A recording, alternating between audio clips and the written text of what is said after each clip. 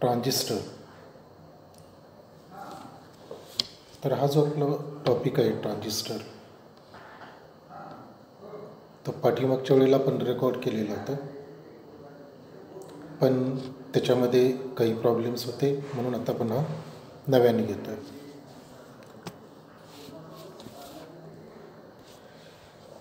ट्रान्झिस्टरचा पहिल्यांदा शोध कोणी लावला? तर जॉन बार्डीन आणि W.H. Brattain of Bell Telephone Laboratories USA invented transistor in 1948. Bardeen आणि ब्रिटननी 1948मध्ये याचा शोध लावलेला आहे. A transistor consists of two p-n junctions formed by sandwiching either p-type semiconductor between two n-type semiconductor or n-type semiconductor between two p-types of semiconductor. म्हणजे transistor जो आहे तो दोन p-n जंक्शन्स असतात. ही जी दोन p-n जंक्शन्स आहेत ही कशा पद्धतीने असतात?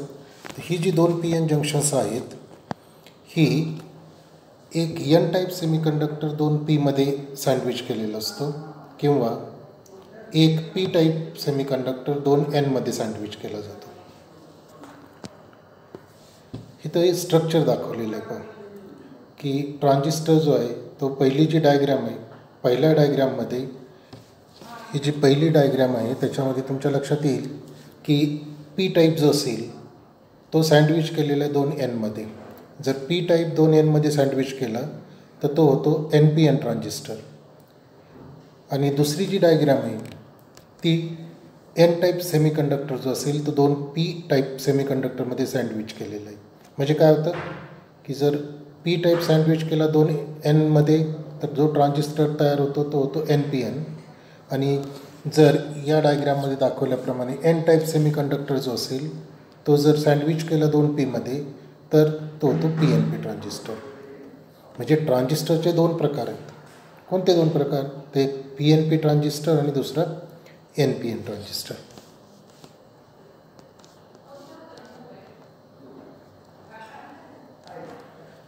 आता प्रत्येक ट्रान्झिस्टरमध्ये दोन PN जंक्शन असतात. आता ही दोन PN जंक्शन कोणती आहेत पहा. So there are two PN junctions. Therefore, transistor may be regarded as a combination of two diodes connected back to back. म्हणजे जर तुम्ही इथं पाहिलं तर इथं हे जे पहिलं असेल हा P आणि N आहे आणि दुसरा इथं हे जे जंक्शन असेल तो हा P आणि N. म्हणजे दोन PN जंक्शन डायोड काय केलेले आहेत? बॅक टू बॅक कनेक्ट केलेले आहेत. So there are three terminals, one taken from each type of semiconductor. इथं तीन टर्मिनल बाहेर काढलेले आहेत. तर हे एक टर्मिनल, हे दुसरं टर्मिनल आणि हे तिसरं टर्मिनल. त्याच्यातला मिडल सेक्शन जो असतो तो खूप लहान असतो. The middle section is very thin. आता ट्रान्झिस्टरला ट्रान्झिस्टर हे नाव का दिलं? तुम्हाला माहिती आहे की बऱ्याच वेळेला एखाद्या गोष्टीचं जर नाव ठेवायचं असेल तर ते समर्पक लागतं. आता हे नाव समर्पक कसं ठेवलं जातं? तर कुठलंही डिव्हाइस घेतलं, कुठलीही एखादी गाडी घेतली किंवा तुमचं स्वतःचं नाव जरी घेतलं तरी ते ठेवण्यापाठीमागं काहीतरी कारण असतं. तर आता याच्यामध्ये काय केलेलं आहे की ट्रान्झिस्टर हे नाव जे आहे ते कशा पद्धतीने दिले पहा. Transistor has two PN junction. One junction is forward biased and other is reverse bias. हे जे दोन PN जंक्शन आहेत त्याच्यामध्ये एक जंक्शन जे असतं ते फॉरवर्ड बायस असतं आणि दुसरं रिव्हर्स बायस असतं. The forward bias junction has a low resistance path. तुम्ही 12वीमध्ये स्टडी केलेलं आहे की जर एखादं जंक्शन फॉरवर्ड बायस असेल डायोडमध्ये तर त्याचा रेजिस्टन्स हा लो असतो आणि तेच जंक्शन जर रिव्हर्स बायस असेल तर त्याचा रेजिस्टन्स हाय असतो. ट्रान्झिस्टरमधली ही दोन जंक्शन्स आहेत त्याच्यामध्ये काय केलेलं असतं, एक जंक्शन जे असतं ते फॉरवर्ड बायस असतं, दुसरं जंक्शन जे असतं ते असतं reverse bias. The weak signal is introduce in the low resistance circuit and output is taken from the high resistance circuit. म्हणजे जो सिग्नल असेल, वीक सिग्नल याचा अर्थ जो ॲम्प्लिफाय करायचा आहे तो सिग्नल काय केला जातो, लो रेजिस्टन्समध्ये पहिल्यांदा इंट्रोड्यूस केला जातो आणि आउटपुट जे घेतलं जातं ते हाय रेजिस्टन्समध्ये घेतलं जातं. So therefore a transistor transfers a signal from a low resistance to high resistance. म्हणजे हा जो ट्रान्झिस्टर असेल तो काय करेल, सिग्नल ट्रान्सफर करतो आहे. कुठून? लो रेजिस्टन्स रिजनपासून हाय रेजिस्टन्स रिजनपर्यंत. आणि मग हे जे ट्रान्स आहे ट्रान्सफरमधलं सिग्नल ट्रान्सफर आणि ISTOR हा प्रॉपर्टी डिव्हायसेसची की ज्याच्यामध्ये रेजिस्टर असतो, इंडक्टर असतो. म्हणजे ही जी प्रॉपर्टी असेल त्याच्यातला हा ISTOR घेतला आणि सिग्नल ट्रान्सफरमधला ट्रान्स घेतला. ट्रान्सफर प्लस रेजिस्टर आणि म्हणून याचं नाव काय ठेवलेलं आहे? ट्रान्झिस्टर. आता हे जे ट्रान्झिस्टरचे 3 टर्मिनल्स आहेत, तुम्ही मगाशी मी सांगितलं होतं की 3 टर्मिनल कोणते? एक आहे इमिटर, दुसरं आहे बेस, तिसरं आहे collector. A transistor has 3 section of doped semiconductor. 3 sections असतात. एका बाजूला जो असतो तो असतो इमिटर, त्याच्यानंतर येतो बेस, त्याच्यानंतर येतो कलेक्टर. कुठल्याही प्रकारचा ट्रान्झिस्टर असू द्या, PNP असो किंवा NPN असो. एक असणार आहे इमिटर, दुसरा असणार आहे बेस आणि तिसरा असणार आहे कलेक्टर. मिडल सेक्शन जो असतो तो असतो बेस, त्याच्या लेफ्ट साईडचा जो असतो तो असतो इमिटर आणि राईट साईडचा जो असतो तो collector. The section on one side is emitter and the section on other side is collector. The middle section is called as base and it forms 2 junction. तो 2 जंक्शन फॉर्म करतो. कुठलं? एक तर बेस इमिटर आणि दुसरं base कलेक्टरमधलं. तुम्ही जर डायग्रॅममध्ये पाहिलं तर इथं पहा, हा इमिटर आहे, हा बेस आहे, हा कलेक्टर आहे. तर PNP असो किंवा NPN असो, दोन्ही याच्यामध्ये 3 टर्मिनल असतील, इमिटर, बेस आणि कलेक्टर.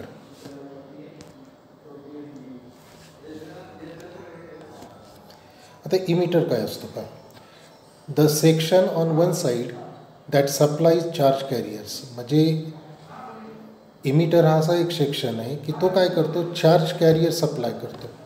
म्हणजे करंटसाठी तुम्हाला कुठल्या ना कुठल्या तरी प्रकारचे कॅरियर्स लागतात, चार्ज कॅरियर्स.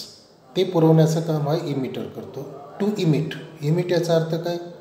बाहेर फेकणं. म्हणजे जसं आपण सन घेतला, सूर्य घेतला, तर तो काय? It is a emitter of light. त्याच पद्धतीनं हा जो इमिटर असेल तो काय करतो? चार्ज कॅरियर्स काय करतो? जनरेट्स करतो किंवा सप्लाय करतो. The section on one side that supply charge carriers is called as emitter.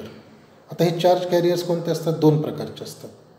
एक असतं होल्स आणि दुसरं असतात इलेक्ट्रॉन्स. जर PNP ट्रान्झिस्टर असेल तर इथं हा जो इमिटर आहे तो P टाईप आहे. म्हणजे त्या ठिकाणी चार्ज कॅरियर्स असतील होल, P म्हणजे मेजॉरिटी ऑफ होल्स.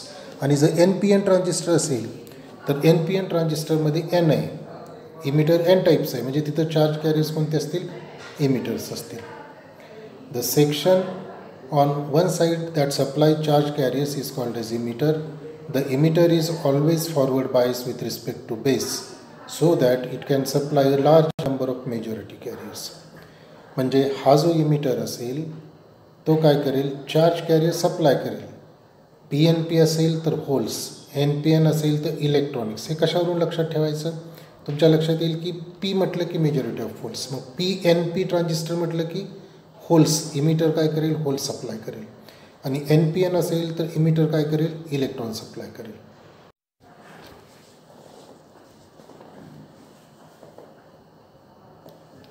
आता आपण मगाशी इमिटर पाहत होतो. इमिटर जो असेल, emitter that supply charge carriers, म्हणजे PNP असेल तर तो होल्स सप्लाय करेल, NPN असेल तर इलेक्ट्रॉन सप्लाय करेल. इमिटर बेस जंक्शन हे कायम फॉरवर्ड बायस असतं. जर तुम्ही पाहिलं इथं तर हे जे जंक्शन असेल इमिटर बेस जंक्शन ते कायम फॉरवर्ड बायस आहे आणि हे जे कलेक्टर बेस जंक्शन असेल ते कायम रिव्हर्स बायस आहे.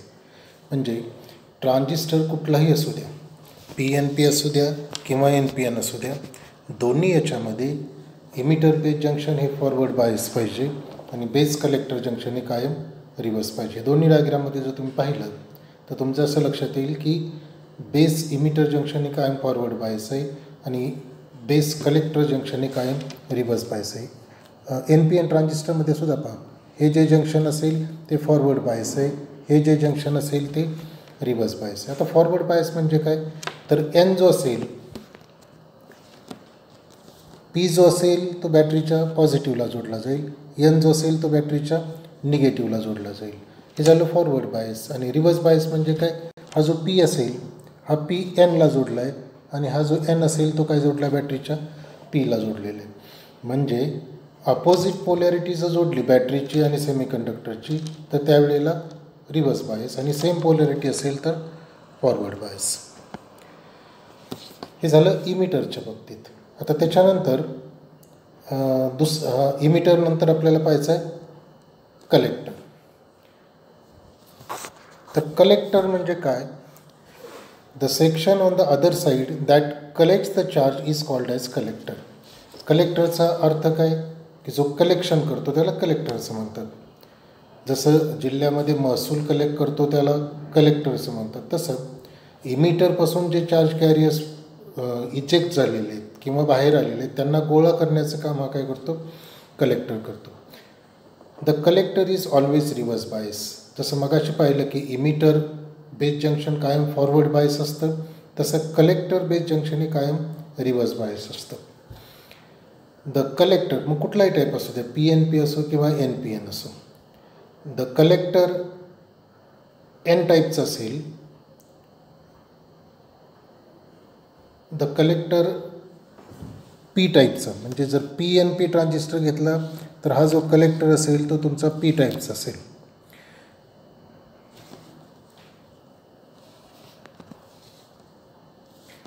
हा जो इथं तुम्ही दाखवलेला आहे आपण इथं, हा कलेक्टर पी टाईपचा आहे. The collector P type of P N P transistor has reverse bias and receives hole charges that flows in the output circuit. म्हणजे आता इथं जर पी एन पी ट्रान्झिस्टर घेतला तर त्याच्यामध्ये मेजॉरिटी ऑफ होल्स असतील, म्हणजे त्या ट्रान्झिस्टरमध्ये काय असणार आहेत, होल्स मूव्ह होणार आहेत, आणि म्हणून हा कलेक्टर काय करेल, होल्स काय करेल, अट्रॅक्ट करेल किंवा होल्स कलेक्ट करेल.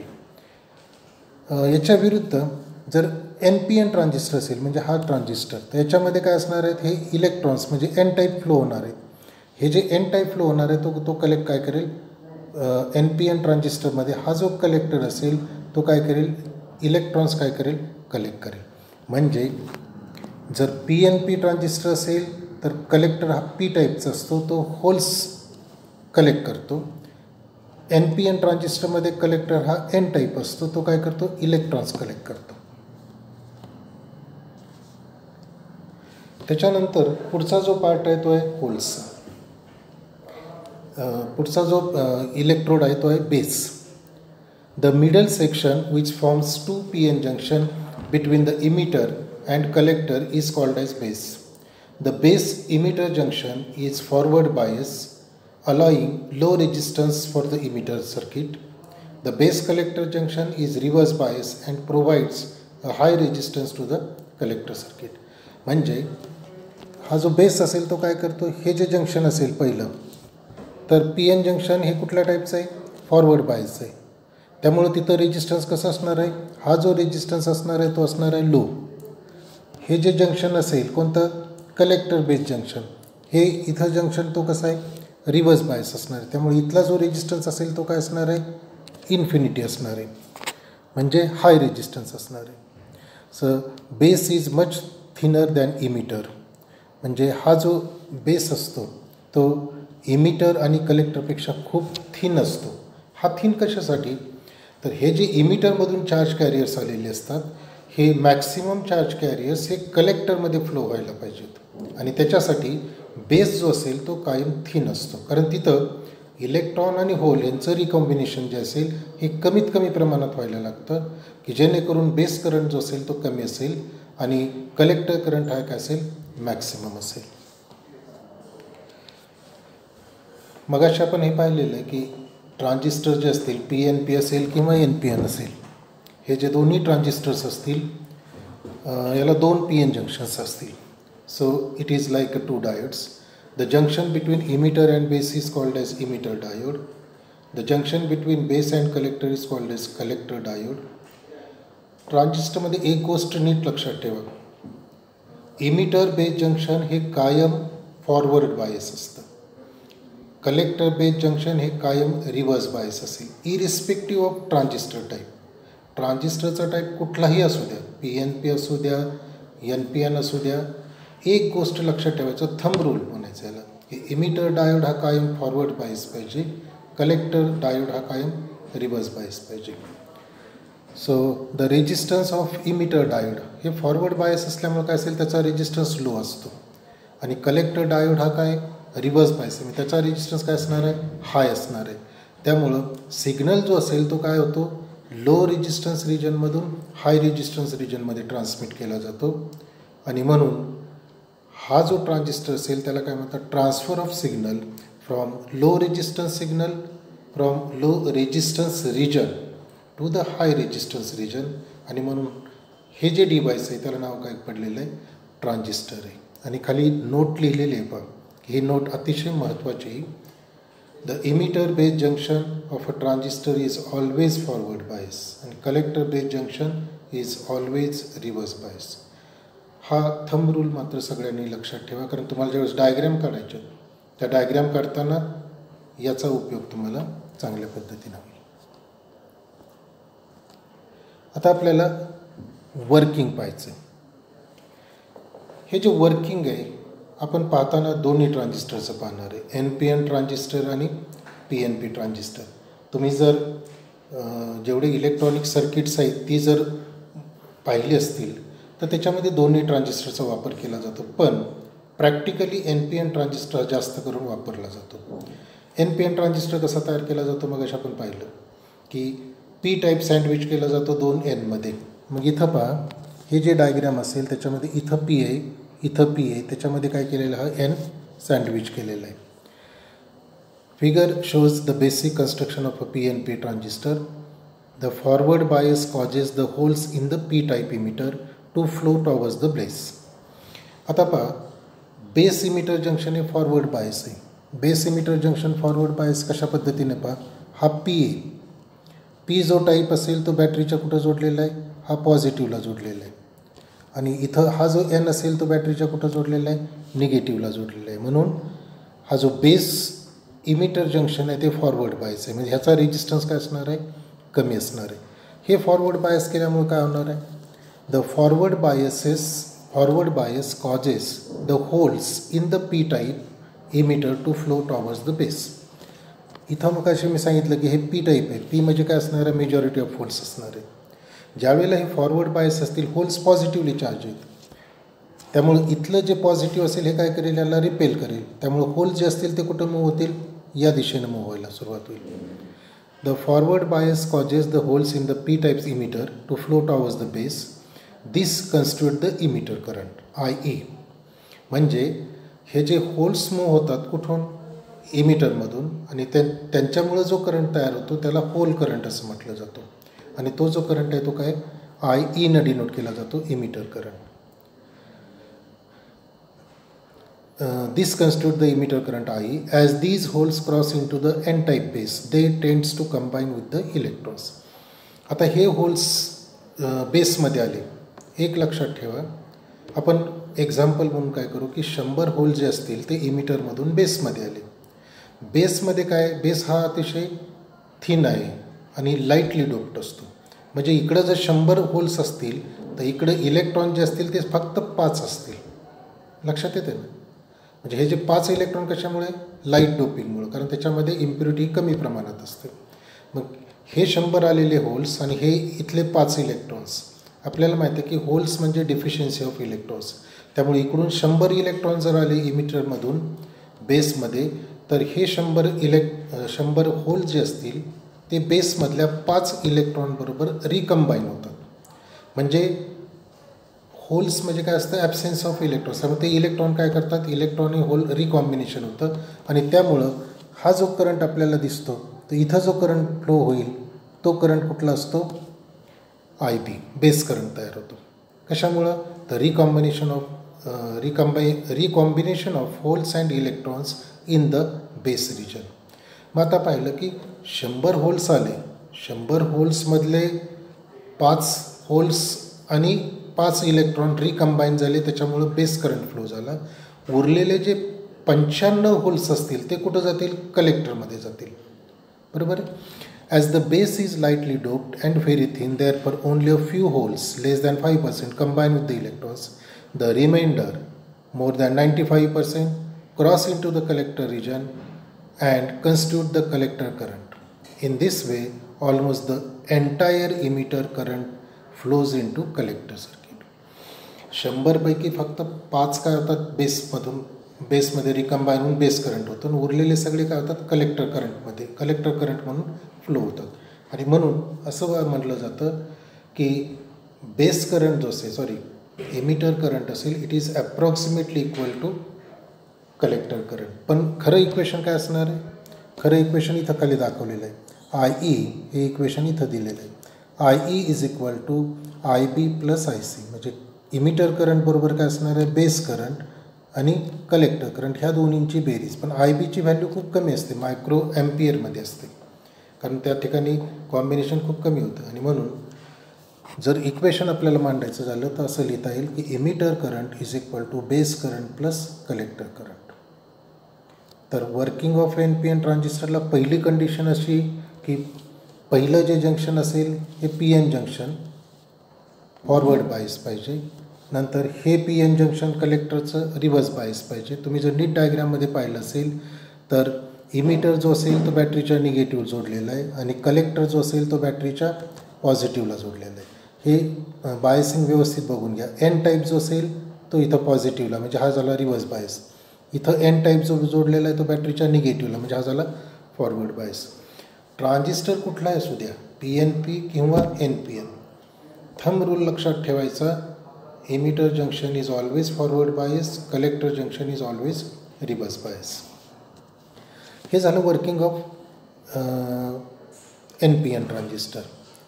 त्याच्यानंतर आपल्याला घ्यायचं आहे वर्किंग ऑफ PNP ट्रान्झिस्टर. इथं स्लाईडमध्ये थोडंसं चेंज करा की हे जे NPN आहे ते बेसिकली काय ते हे आहे PNP ट्रान्झिस्टर आहे. तर तो तिथं करेक्शन करा. PNPमध्ये काय केलं जातं, एक N जो असेल तो 2 Pमध्ये काय केलेलं आहे, सँडविच केलेलं आहे. आणि पुन्हा बायसिंग पहा, पहिलं जंक्शन फॉरवर्ड बायस म्हणजे हा जो P आहे तो बॅटरीच्या पॉझिटिव्हला जोडला आहे आणि हा जो P आहे तो बॅटरीच्या निगेटिव्हला जोडलेला आहे. म्हणजे हे जंक्शन फॉरवर्ड बायस आहे आणि हे जंक्शन काय रिव्हर्स बायस. कुठलाही असू द्या, PNP किंवा NPN. Forward bias causes the holes in the P type emitter to flow towards the base. म्हणजे काय होणार आहे, इथं पॉझिटिव्ह आहे, हे पॉझिटिव्ह आहे, त्यामुळं इथले जे होल्स असतील ते कुठल्या दिशेनं फ्लो व्हायला सुरुवात होईल, इकडं होईल, कारण पॉझिटिव्ह चार्ज हा काय करेल, रिपेल करेल. This constitute the emitter current IE. म्हणजे त्याच्यामुळं तुम्हाला इमिटर करंट मिळेल. As these holes cross into N type base. ते N टाईप बेसमध्ये आल्यानंतर काय होणार आहे, N टाईप बेसमध्ये इलेक्ट्रॉन्स असणार पण त्यांची संख्या खूप कमी असणार. मगाचंच एक्झाम्पल घेऊ, 100 होल्स जर बेसमध्ये आले, बेसमध्ये काय आहेत इलेक्ट्रॉन्स आहेत, 100 होल्स आले, 100 जर होल्स आले या ठिकाणी, त्यातले 5 होल्स जे असतील ते ह्या इथल्या इलेक्ट्रॉन्स बरोबर रिकम्बाईन होतील. उरलेले जे असतील ते सगळे काय होतील, कलेक्टरमध्ये येतील. So the forward bias causes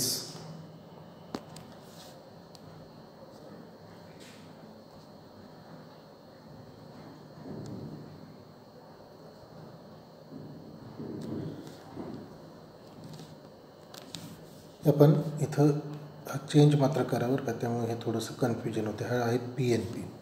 त्यामुळे इथले होल्स आले, इमिटरमधून होल्स आले, रिकम्बाईन झाले, त्याच्यामुळे बेस करंट मिळाला. बेस करंटमधून उरलेले जे होल्स असतील 95% ते कुठे येतील, इथं कलेक्टरमध्ये येतील. म्हणजे ट्रान्झिस्टरमधला जो करंट आहे तो कशामुळे होते, होल्समुळे होते. हे कसं लक्षात ठेवायचं, जर PNP ट्रान्झिस्टर असेल तर पहिलं अक्षर घ्यायचं P म्हणजे ट्रान्झिस्टरमधला करंट जो असेल तो होल्समुळंच मिळतो. NPN असेल, जर तुम्ही NPN घेतलं तर NPNमध्ये पहिलं इमिटर कोणता आहे, N, म्हणजे त्या ठिकाणी ट्रान्झिस्टरमधला जो करंट असेल तो कशामुळे असणार आहे, इलेक्ट्रॉन्समुळे असणार आहे. हे थोडंसं मेमरीसाठी लक्षात ठेवा. This constitute the emitter current IE. As these holes cross into the N type base, they tend to combine with the electron. As the base is slightly doped and very thin, therefore only a few holes combine with the electron. The remainder cross into the collector region and gives the collector current IC. In this way, almost the entire emitter current flows into the collector circuit. मग जवळजवळ सगळा emitter current जो असेल तो कशामध्ये जाईल? कलेक्टरमध्ये जाईल. फक्त 5% जो असेल तो बेस करंटमधून. म्हणजे पुन्हा काय असणार आहे की इक्वेशन जर लिहिलं तुम्ही तर ते इक्वेशन या पद्धतीने येईल की हे इथं खाली लिहिलेलं आहे IE is equal to IB plus IC. म्हणजे इमिटर करंट जो असेल तो IB प्लस IC नाही. आता इथं महत्त्वाची गोष्ट जी आहे ती लक्षात ठेवण्यासारखी आणि बऱ्याच वेळेला ही गोष्ट समजत नाही. PNP ट्रान्झिस्टर असेल तर ट्रान्झिस्टरमधला करंट होल्समुळे मिळतो, बरोबर. NPN ट्रान्झिस्टर असेल तर ट्रान्झिस्टरमधला करंट हा कशामुळे मिळतो? इलेक्ट्रॉन्समुळे मिळतो.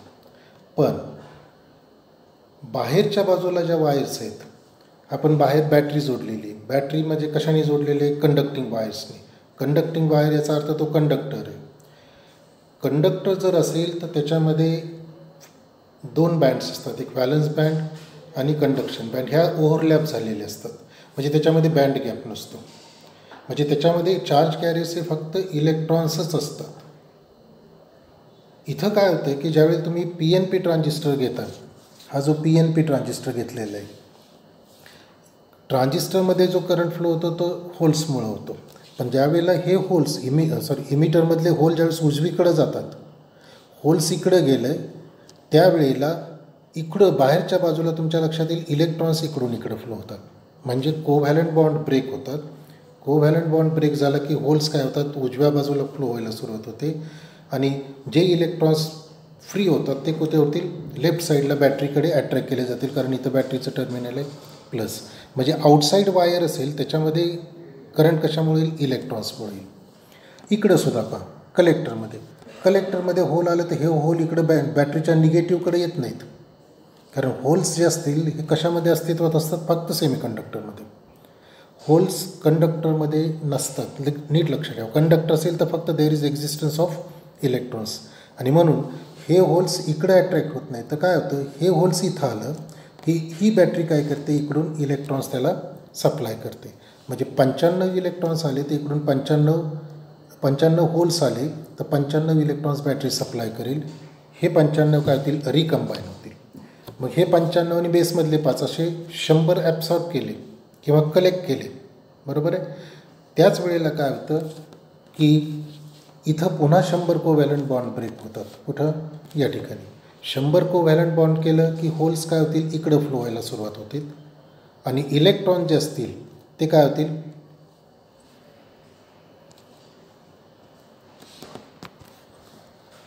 इथं हा जो आहे तो आपण जस्ट मिनिट,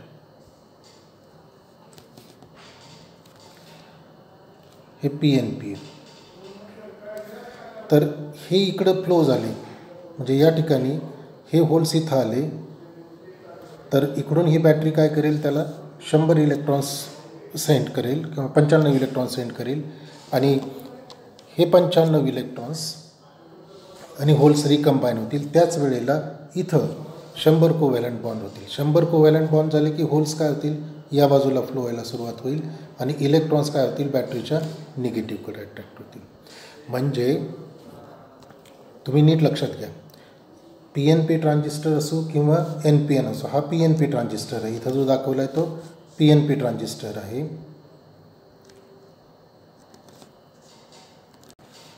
हा PNP ट्रान्झिस्टर. PNP ट्रान्झिस्टरमध्ये करंट फ्लो होतो होल्सने.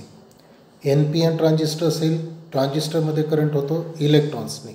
पण दोन्ही केसमध्ये वायर्समधून जो करंट फ्लो होतो तो मात्र फक्त इलेक्ट्रॉन्सनी होतो. हे नीट लक्षात ठेवा, हा बेसिक डिफरन्स आहे. याचं कारण होल्सचं अस्तित्व हे फक्त सेमीकंडक्टरमध्ये असतं. याचं कारण असं आहे की कंडक्टर जर घेतला तर तिथं व्हॅलन्स बँड आणि कंडक्शन बँड ह्या दोन्ही काय असतात? ओव्हरलॅप असतात. त्यामुळं they can easily go from valence band to the conduction band. सेमीकंडक्टरमध्ये तसं नसतं. सेमीकंडक्टरमध्ये त्याच्यामध्ये बँड गॅप असतो, तो 1 इलेक्ट्रॉन व्होल्टच्या आसपास असतो आणि म्हणून होल्स किंवा इलेक्ट्रॉन हे जे अस्तित्व आहे ते फक्त सेमीकंडक्टरमध्ये असतं. म्हणून थंब रूल असा घ्यायचा की PNP ट्रान्झिस्टर असू द्या, NPN ट्रान्झिस्टर असू द्या, ट्रान्झिस्टरमधला करंट PNP असेल तर होल्समुळं, NPN असेल तर इलेक्ट्रॉन्समुळं. पण आउटरमोस्ट ज्या वायर्स असतील कंडक्टिंग वायर्स ह्याच्यामधला जो करंट असेल तो मात्र इलेक्ट्रॉन्समुळंच मिळतो. दोन्ही केसमध्ये इमिटर करंट बरोबर काय असतो, base current plus collector current. Base current हा खूप कमी असतो मायक्रो ॲम्पियरमध्ये, आणि म्हणून जनरली इक्वेशन असं लिहिलं जातं की IE is approximately equal to IC. याचं कारण असं आहे की बेस करंट हा खूप कमी असतो. आता ट्रान्झिस्टरचे सिम्बॉल आपण 2 ट्रान्झिस्टर पाहिले, PNP आणि NPN. हे 3 टर्मिनल आहेत. हे 3 टर्मिनल कोणकोणते आहेत पहा. एक आहे इमिटर, दुसरा आहे कलेक्टर आणि हा आहे बेस. तर सिम्बॉल करताना हे 3 टर्मिनल या पद्धतीने दाखवले जातात. बेस जो असेल तो हॉरिझॉन्टल जी प्लेट दाखवलेली आहे त्याच्या खाली घेतलेला असतो. लेफ्ट साईडला इमिटर, राईट साईडला कलेक्टर. आता याच्यामध्ये PNP आणि NPN कसं ओळखायचं पहा. ट्रान्झिस्टर जर NPN असेल तर बेस तर तुम्हाला लक्षात येईल हॉरिझॉन्टल लाईनवरचं इलेक्ट्रोड बेस आहे. इकडे हे 2 सेम आहेत, पण काय करायचं, ज्याच्यावरती ॲरो आहे तो असतो इमिटर. इथं पहा, इथं इमिटरवरती ॲरो आहे, इथं इमिटरवरती ॲरो आहे, पण त्याचे डायरेक्शन अपोजिट आहेत. मग जर ॲरो आउटवर्ड असेल, बरोबर आहे, जर ॲरो आउटवर्ड असेल म्हणजे या पद्धतीनं, तर हा जो ट्रान्झिस्टर असेल त्याला म्हणतात NPN ट्रान्झिस्टर. आणि ॲरो जर इनवर्ड असेल तर त्याला म्हणायचं PNP ट्रान्झिस्टर. म्हणजे तुमच्या लक्षात येईल की emitter is shown by an arrow which indicates that the directional of conventional current with forward bias. म्हणजे इमिटरवरचा ॲरो काय दाखवतो, कन्व्हेन्शनल करंट जो असेल त्याची डायरेक्शन दाखवतो. म्हणजे बॅटरीच्या पॉझिटिव्हपासून निगेटिव्हपर्यंत त्याला कन्व्हेन्शनल करंट म्हणायचं. इलेक्ट्रॉन करंट उलटा असतो. इलेक्ट्रॉन करंट कसा असतो, बॅटरीच्या निगेटिव्हकडून पॉझिटिव्हकडे. म्हणजे कन्व्हेन्शनल करंट आणि इलेक्ट्रॉन फ्लो हा एकमेकाच्या अपोजिट असतो. इथं इमिटर जो असेल तो कन्व्हेन्शनल करंट दाखवतो. इमिटरवरती ॲरो आउटवर्ड असेल तर NPN ट्रान्झिस्टर, इमिटरवरती ॲरो इनवर्ड असेल तर PNP ट्रान्झिस्टर. त्याच्यामुळे इथं हे पहिला जो असेल तो NPN ट्रान्झिस्टर आहे आणि हा जो आहे तो काय PNP ट्रान्झिस्टर आहे.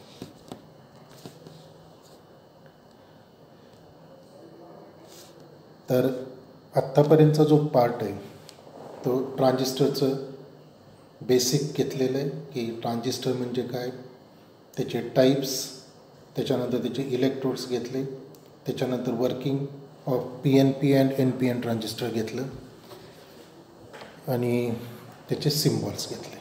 तर हा पार्ट जो आहे तो याच्या अगोदरही मी रेकॉर्ड केलेला होता, पण त्याच्यामध्ये ऑडिओ क्वालिटी थोडीशी क्लिअर नव्हती आणि ते आपण वेगळ्या पद्धतीनं रेकॉर्ड केला होता. हा मात्र रेकॉर्ड केलं दुसरं सॉफ्टवेअर वापरून. तर पाहू कशा पद्धतीनं होतं ते. त्याच्यानंतरचा जो पुढचा पार्ट आहे ट्रान्झिस्टर कनेक्शन तो मी पुढच्या लेक्चरमध्ये घेईन. Okay, bye.